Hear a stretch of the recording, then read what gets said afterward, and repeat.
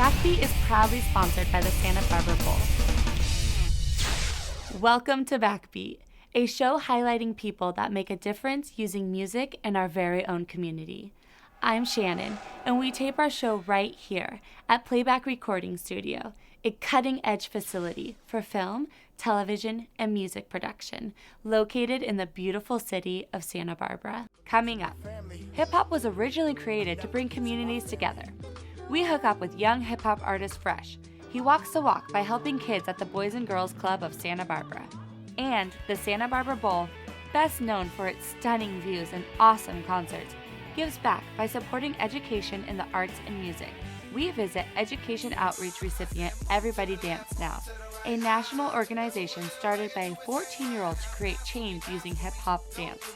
Also, being diagnosed with a deadly cancer at 15 didn't stop this young singer-songwriter from opening for Mariah Carey.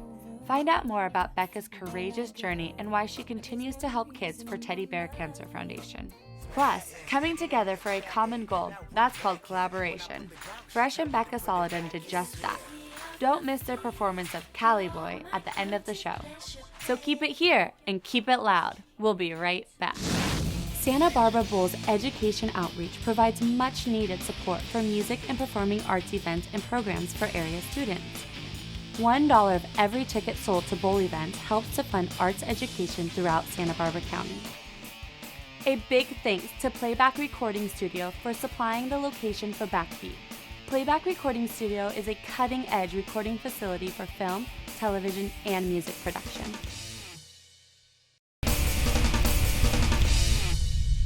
I said move to the left, move to the right, now move a little back and do it same right. Now bounce for me, don't move me, but bounce for me, Everybody Dance Now was founded in 2005. I started the organization when I was 14 years old because I had had this transformative experience when I was 12 where I performed for a room full of teenagers with disabilities. And halfway into my dance, the music stopped. So the audience had us do it again, and it stopped at the exact same time. So this time they said, "We want to dance." And it turned into this incredible experience where the whole audience in groups came up on stage and performed in front of their peers. So after that, I realized that dance is a really powerful tool to bring people together and help them cultivate self-esteem, and that as a young person, I could make a difference with what I love to do, which was dance. When you're dancing with a group and doing hip-hop dance, there's just a lot of really exciting energy that everyone's feeling.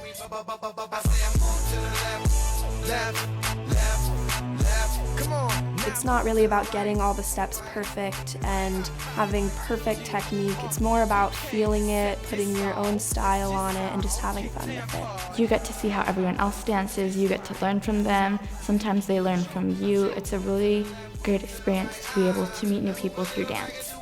In the last 3 years, we've expanded to being in 12 different cities and serving many more young people there.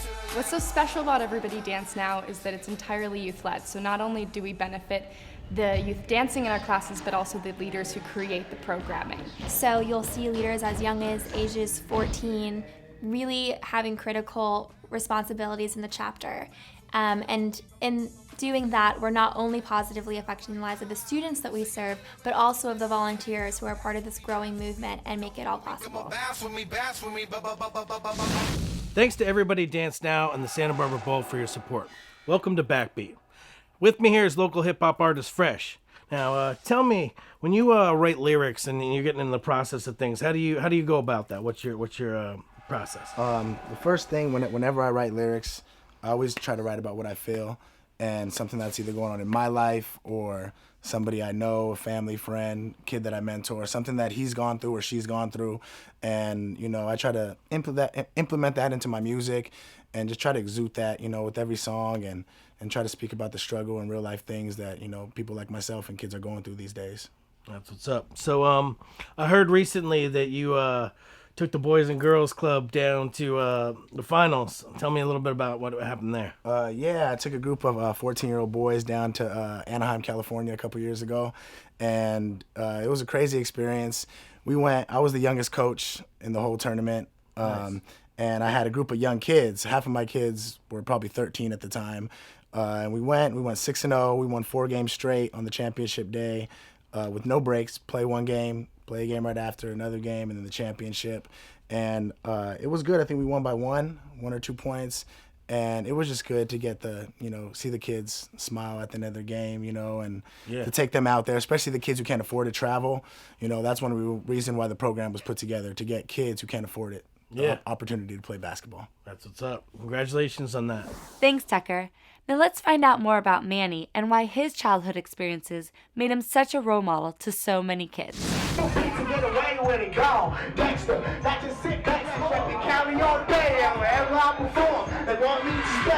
I've really watched him grow into a very good young man. I mean, his heart's in the right place.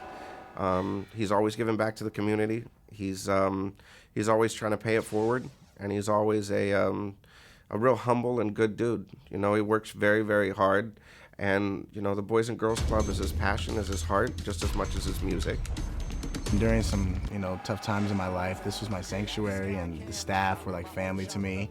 And it taught me responsibility, taught me morals that I still have to this day. He's been coming to this club since he was just a little guy. And he went through all of our programs, and then after he got out of high school, he started working here. And he's been with us for 5 years now. I could be having the worst day or, anything going on in my life with music or whatever, and I come here and it's all gone. And I think that it's helped me grow, in every way. He's a true leader. He's an influence on these kids. He knows what the kids are going through because he's been through it himself. So he can talk the talk, walk the walk, and he can talk on their level. And the kids, they love him. They go to him for help and advice. They go to him for fun. He genuinely has a passion for helping his community, and he sees a lot of himself reflected in those young people, and he gives them that extra push to make it. And I think that schools and other after school programs don't get that one-on-one time and privilege to do that with kids, and that's something that we get to do here. Let's get that one-on-one time to really connect with that kid. And I think once you build that connection with each individual kid, you got them hooked. The government would use a D. I pay my taxes, put money in the church baskets, watch my homies roll away in hearse and caskets. I think music is really the same thing. It has that resilience, and it has that acceptance that we all are looking for in a collaborative effort. And that's why I'm so proud to see that we have studios and Boys and Girls Clubs, and we have other options for these kids to get involved in other than the streets that just end up in a box or in a box, so it's a cool thing. And like I always tell people when I give them tours or introduction to the Boys and Girls Club, they always ask, why do I have so much love for these kids? They're not my kids, like they're not your kids, why do you have so much love for them? And I think even though they're not technically my kids, I am them. I see myself in them, and they are me. So that's what I think this place is about, and I think that that's what I've grown to. Instead of having a job, it's been more of, these kids are me, and I'm them, and that creates our connection. I think the reason why he's so good at making music is because it's his way of channeling whatever he's feeling at the moment. And I think that's also why rap suits him so well, is it's a conversation to him. And a lot of times in this world where we're not as open to discussing our problems, issues, and those kind of things, he's found a way to do that. Music is my drug. I'm addicted to the life. See, I avoided all the beef just to build up all the hype, but on a real note, F it, I just do it for the life. Well, it was kind of funny because I've never thought ever that I'd be a musician, especially a rapper. I would have never thought that. I've always been into sports and grew up here playing sports. The sounds that you hear may one day be king, and we will hand back the... So I went to CC, took a couple music classes, and a lot of my friends were doing music at the time, so I kind of just got into it just by freestyle rap, just having fun. And then they noticed my skills started to progress. So then that's when I started recording, and I just felt a release the first time I did it, just a mental and emotional release, and it felt good. No, I don't want your cash. That's not why I make music. I owe my mom. I told my mom back then that I would do it, and I've always had this passion. I just didn't know how to use it. There's more than enough when it comes to fresh. What fresh means to me is somebody who literally is a breath of fresh air. He takes what is out there He looks at it, he analyzes it, he reverse engineers it, and then comes back with a new twist on it, which I absolutely love about him. Whatever song I do, whether it be a fun, happy, sad, mad song, I always try to send a message with that. And I can only do that with lyrics. And my lyrics come from my heart, and they come from either things that I've been through or somebody I love or know has been through.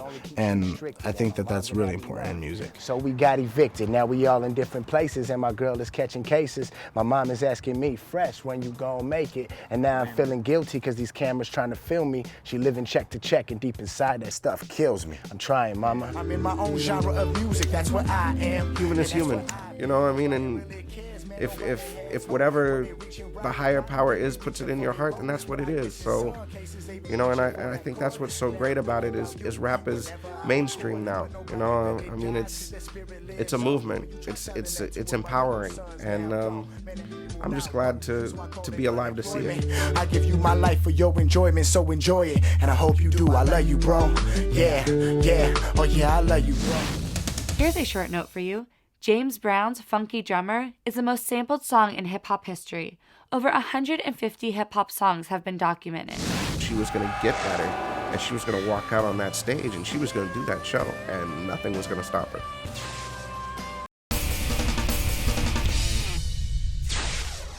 I was standing a block away from the Eiffel Tower, about to hit stage in less than a couple hours. In front of 15,000, you can feel the power. This a man's game, pressure probably kill a coward. Enough European groupies, I could feel a shower. I'm searching for some Phillies I could feel with sour. Rapping with legends, I said I always do that. Cause I'm a legend in the making, but you probably knew that. Lines blurred between dreams and reality. When I discover my words are like art in a gallery. They timeless. Visions of the finest dimes in my head. Now I got them on my grinder while they in my bed. And what's breaking a leg, homie, let's break bread. I opted out of reality, took surreal instead. And this won't last forever, so my alarm set. I got now, you got next. And you better know it. Now you know about the 5 elements of hip-hop. Welcome back. I'm with singer-songwriter Becca Solodon, and I have a few questions for you today. So, how did the experience of having cancer affect you personally? And how's it affected your songwriting? So before I battled cancer, I used to be really shy, and I would be so shy I couldn't even order pizza over the phone. Wow. And growing up, I was in choirs, but I'd never try out for solos. And after having cancer, I just I feel like I just had to grow up really fast, and I had to. It really gave me a sense of what to put into my music when I'm writing. I've written a few songs about my experience, and I think that now it can help other people going through similar circumstances. Oh, that's great. Now, I have another question for you here. You're a Pro Tools whiz. Now, tell me what your process is with recording. So I usually record a lot of stuff in my room, and I have piano and Pro Tools studio mic, and so I do a lot of my songwriting and recording there. And once I finish a song, it's the best experience, it's the best feeling in the whole world. And I usually like to take my, burn it onto a CD, and then just go driving for a couple hours and listening to it, seeing if I need to tweak anything, and just enjoying the moment. Oh, that's amazing. Thank you so much. Thanks, Tucker. Now let's find out more about Becca's relentless will to get better and open for superstar Mariah Carey. And yes, sometimes I think you're right. I bug you. Nice. But with all of that aside, Either of those will work. Okay. But with all of that aside, I'm happy you're in my life. I wouldn't trade you for anything else. Me love you long time. Like really, really long time. Yeah, let's lay that into the track. What do you think? Okay. I remember being in the hospital super sick, and a lady named Nikki walks in. And she was a volunteer at the time, and she also was starting the nonprofit Teddy Bear Cancer Foundation. She found out that I like to sing, and if anybody knows Nikki, they know that if she finds out that one of our kids likes something, she will do everything in her power to make something special happen for them. Because I thought maybe if she heard her music or her voice on the radio, it would cheer her up. and her mom gave me the CD, and I brought it to the radio stations, and they wouldn't play it. And so they said, well, you need to clean it up a little bit, and you also need to get, because it was a remix of another song called Simon, and they said that, you need to get it approved first by the people who actually sung whoever the band was that sung the song. And so I had a friend who was an entertainment lawyer, and I called him up and I said, can you help me? I got a call one day, and it was from Teddy Bear Cancer Foundation, Sam Finkel, and they said that this little girl has cancer, and she's 15, and she's from Santa Barbara, which I was born here, and I was in LA at the time. And they said, she has to have surgery. She has to have her leg amputated from the knee down. The recording studio day that Nikki set up for us was 2 days before I was going to have my amputation surgery. So it was really in the thick of the worst time of my life. Her wish is to have 1 hour behind a microphone. So they said, will you produce it? And I said, I'm on my way. So I went to Westlake Studios, which is an iconic studio where Michael Jackson did Off the Wall and Thriller and those kind of things. And I walk in and I see Ronnie King. And Ronnie played with me on the Snoop Dogg Mariah Carey record. And we always had a great relationship. And he played all the Tupac records. So, so I see him and I'm just like, oh, Ronnie's here. So I get to the studio, I walk in, there's platinum records on the walls. I find out that I'm recording in the same booth that Michael Jackson recorded Thriller, and I'm freaking out. And my mom's like, don't put your water bottles down, don't touch anything. We have to be on our best behavior. And then I see this really sheepish, shy girl with a bald head standing at the piano, very timid, and just kind of trying to sing, but really self-conscious and, that kind of thing. And I'm like, well, let's get this party started. Meet her parents, all that kind of stuff. And she gets behind the mic, and I hear her voice, and I'm like, whoa, hold up. This is not going to be an hour session. And before we knew it, we had all these studio musicians that came in, and what was going to be a 2-hour session turned into a 13-hour recording studio session. She's the purity and sweetness and innocence of an angel, but she's got this sadness and kind of darkness in her music that kind of that captures what she's been through. After they recorded the song, brought it back to the stations, and they played it, and they actually played it regularly. And I think it cheered her up, it made her happy, it made her, and I do know this, I know that helped her focus on something other than her having her surgery. And then as a team, we all kind of looked at each other and said, where do we take it from here? She's going to have to go through the darkest time of her life here. She's going to go have surgery and this, and how do we keep pushing through? So I called Mariah Carey and I said, I really don't know what to do. And she was going to be doing her Christmas show at the Arlington Theater that December, and so she asked if I wanted to open her show. So it gave me something to look forward to. And I remember going into my surgery, my friends were there, all my new friends from the studio were there. The musicians, the producers, they all came, they brought me stuff. And it was probably the darkest time in my entire life, in my family's life. And it was really scary. And after her surgery, as sad as that was, she had this fire of how she was going to get better, and she was going to walk out on that stage, and she was going to do that show, and nothing was going to stop her. I had a job to do. I was going to open for Mariah Carey, and it made me have to get better. And it gave me so much hope, and I knew I had to get better.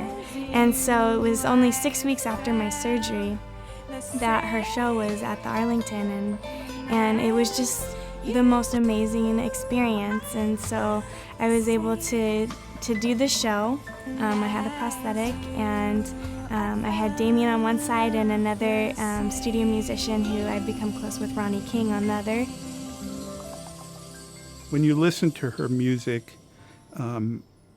it's as if she's talking to you, the listener, directly. It's a very personal message. It's a message about things that have happened in her life that she's kind of generalized so that we all feel some of the same things in our life.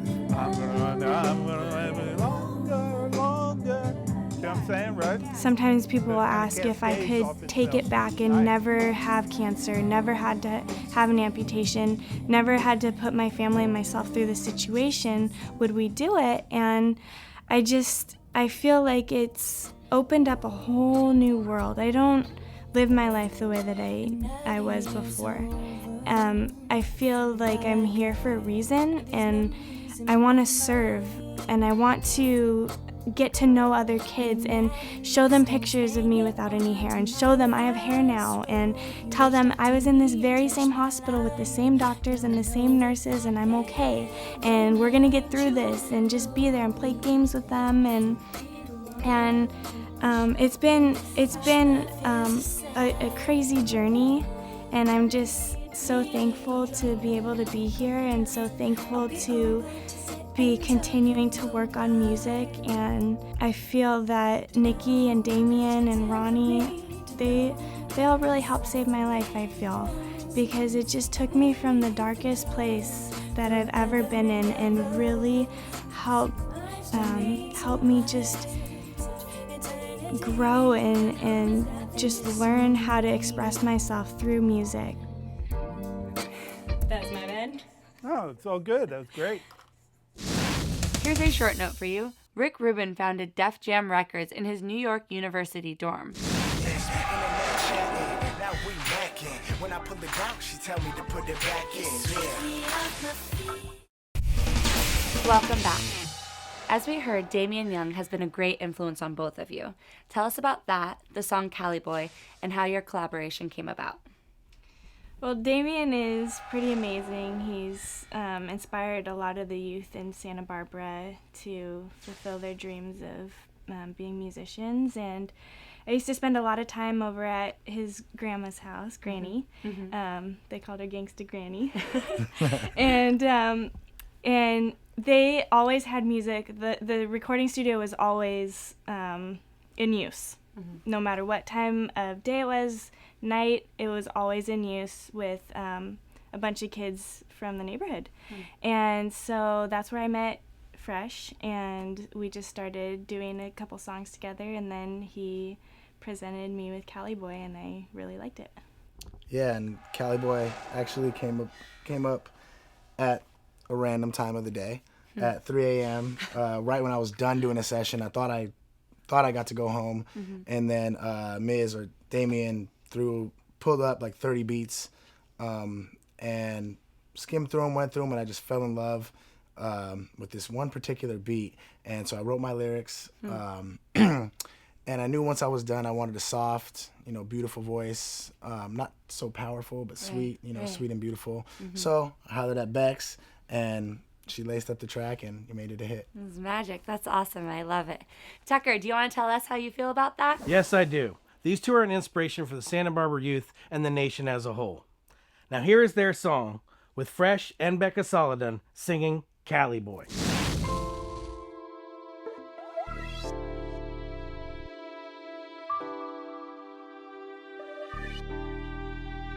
Yeah, I go so hard.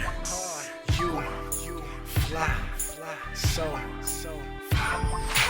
Let me be your Cali boy that you fly to. Let your man be your boy that you lie to. Say you're visiting your fam for a week. Little does he know I'm your man for the week. I got plans for the week, things we can do. I'ma see if everything you say you can do is true.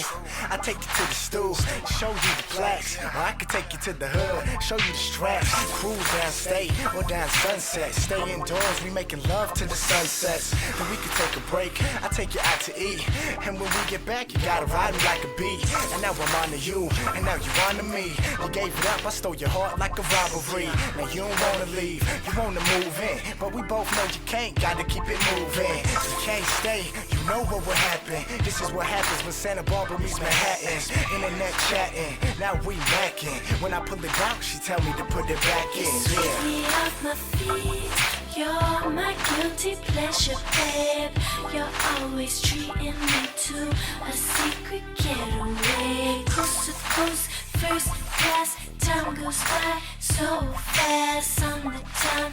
VIP, Yeah. girl, could get used to that. You the best I ever had, with God as my witness. Body so bad, 24-hour fitness. Allergic to commitment, hey, I'm too young. I can't even buy you a drink, I ain't 2-1. All you do is ask, and you can have it, baby. Got you blushing, you loving how I rap it, baby. I know it ain't the Hennessy that got you into me. I can't limit you with numbers, you infinity. Fallen angel from the heavens without any wings. I can't be your man, but you could do anything if you put your mind to it. Get it? Put your mind to it. My American Eagles is off, that's how I do You it. sweep me off my feet. You're my guilty pleasure, babe. You're always treating me to a secret getaway. Coast to coast, first class. Time goes by so fast on the town. VIP, a girl, could get used to that. I woke up, broke up. Today is our last day. Time went fast, so fast like a drag race. Why you so sad? Thought that you could hook me? Nah, baby, but you can Facebook me. It's time to leave, time to pack your Louis V's. I gotta get you to LAX by 3, and not a minute later. And there's mad traffic. I took away your breath like an asthmatic, and now we back at it for the last time. This gon' be the best though. That ass mine, Cali Beach boy with a beach body. Music is my job, but you is my hobby. You know that I'm bossing, don't care what it cost them. Or your man Rawson, I'm LaCostin. You a bad girl, and I'm a good guy. Boys to men, it's so hard to say goodbye. You sweep me off my feet. You're my guilty pleasure, babe. You're always treating me to a secret getaway. Coast to coast, first class. Time goes by so fast on the town. VIP, a girl could get used to that.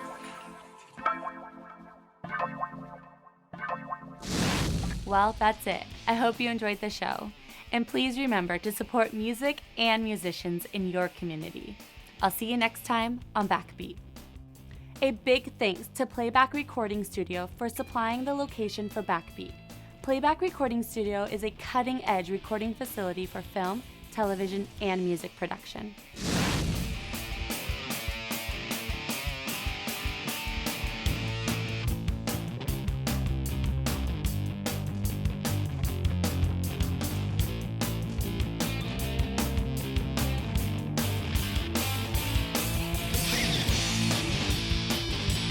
For more information on BackBeat, go to our website, cox8tv.com, or you can email us at cox8@cox.com.